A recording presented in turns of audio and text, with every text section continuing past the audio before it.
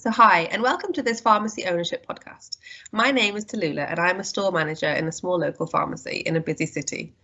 In this episode, we're going to join two other store managers and discuss their approach to the end of month and end of day process, as well as how they engage their teams in this. So let me introduce my two colleagues who will be discussing their store approach today. Firstly, we have Sadie. Hi there, I'm a store manager in a local pharmacy in a small village. And we also have Shelley. Hi, I'm also a store manager in a local pharmacy, very much part of our local community. Okay, so let's start with a really easy question. How do you approach the end of month process in your store? I think we've got it pretty organised in my store actually. We have a really great ACPT who looks after the whole process from start to finish. If I'm being honest, it's difficult on the day that she does it because she can't really do any checking, but I simply check the numbers of the FP34C. I don't have to worry about anything else. Well, that does sound really organised. How does the rest of your team support her? They don't really need to. She has it under control and I trust her. But then what happens if she's on holiday for the end of a particular month? We just kind of plan her annual leave so she doesn't take that particular day as holiday. She's quite protective of the prescription bundles, so she doesn't really like anyone else getting involved. Well, that's a really interesting approach. When you talk about the whole process, does that include checking all the prescription endorsements? Well, how do you mean?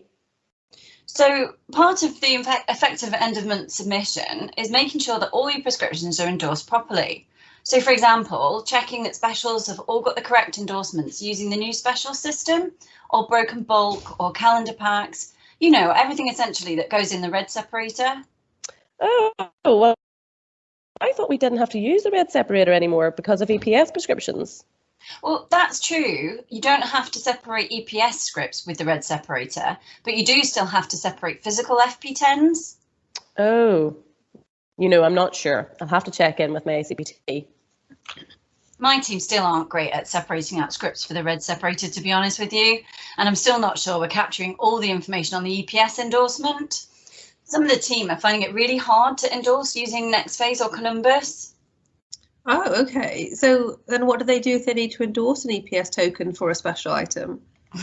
I'm pretty sure that most of them just click away from the endorsement prompt. It's a confidence thing, I think.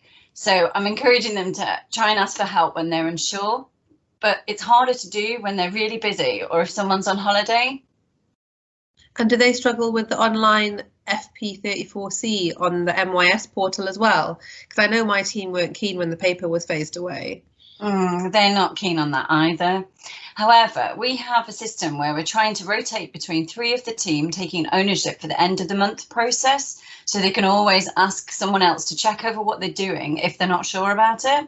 And it also helps to manage holidays and days off.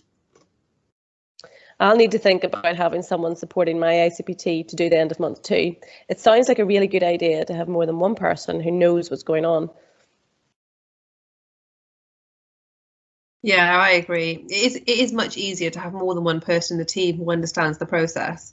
I've got an end of month lead in my store, but she still encourages the rest of the team to understand the actions that they can take throughout the month to support her. Endorsing was a really big issue for us before because a lot of the team didn't like using the endorsing machines, but the team now understand that the endorsing machines can really help out on a day-to-day basis, and it makes the end of month process a whole lot easier too. My ACPT at the end of the day process is as important as the end of the month process. I guess if the prescriptions are counted, endorsed and separated appropriately on a daily basis, it takes away from the bigger workload at the end of the month. Never thought of that. We do a lot of that work at the end of the month.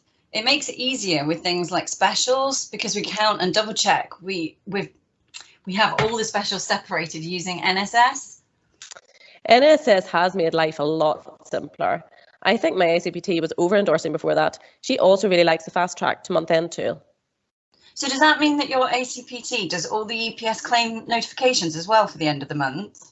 No, the team does that as part of our end of the day process. I think doing it at the end of the month feels like far too much work, especially as sometimes it can be quite slow if you're doing a lot of tokens in one go. We tend to do them as we go along, but you're right, the system can get quite slow sometimes. And how do your teams approach PAT and the pharmacy services billing tool? PSB, we leave until the end of the month. We have quite a few service users, so it's easier to do a tally at the end of the month. I think my ACPT does PAT every day. I'll have to double check with her. We try to do both on a daily basis, but then we don't have a lot to claim for. Is there anything else that you guys would like to share about your end of month process? The only other thing we try to do is to make sure we keep a close eye on the owings box. How do you mean? So we keep an eye on how long we've owed an item for. So from a patient safety perspective, we might need to speak to the prescriber for an alternative item to make sure the patient gets the right medication. However, from a business perspective, if that prescription stays in my pharmacy, then we don't get paid for the medication we've dispensed. So I'm quite keen on keeping the owings box as slim as possible. That's definitely another one for me to take back to the team. I think our owings box has started to overflow. Yeah, it's really true. I guess any prescription that's still in your pharmacy at the end of the month is essentially payment that we're not receiving. And obviously all the numbers of items and the money we receive in remuneration all play into our ACI and the profit line. I guess if we don't submit our prescriptions, then we're not really acknowledging the hard work that's gone into dispensing them in the first place. Thank you both so much for sharing your approach to the end of month process in your store. I think our conversation today has made it really clear that end of month isn't an end of month activity, but rather there's so many steps that us and our teams can take throughout the month to make it really easy and make it really accurate. Thank you for listening to this Pharmacy Ownership podcast.